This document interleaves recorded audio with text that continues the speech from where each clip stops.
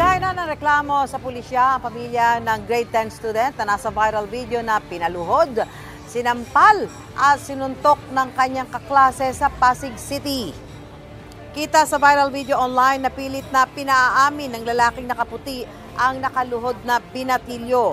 Habang nangyayari ang pananakit, napaliligiran sila ng iba pang binatilyo. Ayon sa ina ng biktima, nalaman niya ang nangyari sa anak nang may magpadala sa kanya ng video. Ang insidenteng ito hindi raw unang beses na ginawa sa kanyang anak.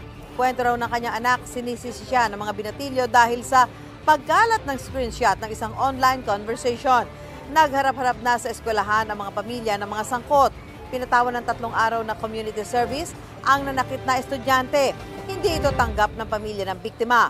Dumulog sila sa Women and Children's Protection Desk ng Pasig City Police at nagsampa ng kasong physical injuries at paglabag sa Anti-Bullying Act. Pinoproseso na rin ang kanilang request para sa psychological counseling. Ang first open, 3 days community service. Ano po ang ibig sabihin nun? Maglilinis lang 3 araw. Ganun lang po ba ang hatol sa isang pambubuli? First offense pa lang po ba yung ginawa sa anak kong pambubugbog ng 2 araw? Bakit po parang ang gano'n ang hustisya? Kaya po pala maraming nabubuli. Malakas na ebidensya po yung nag-viral po na video na po. Yung assessment po ng mag-a-assess po ng level ng kanyang trauma, magagamit din po yun as evidence sa pag-file po ng case. Sinubukang kunan ng panig ang lalaki na nampal at nanuntok sa viral video yan. Pero ay sa barangay, tumagi na siya magbigay ng pahayag. Tumagi rin magbigay ng komento ang eskwelahan. Nakipag-ugnayan na raw ang Pasig City Government sa School Division Office ng Pasig tungkol sa insidente.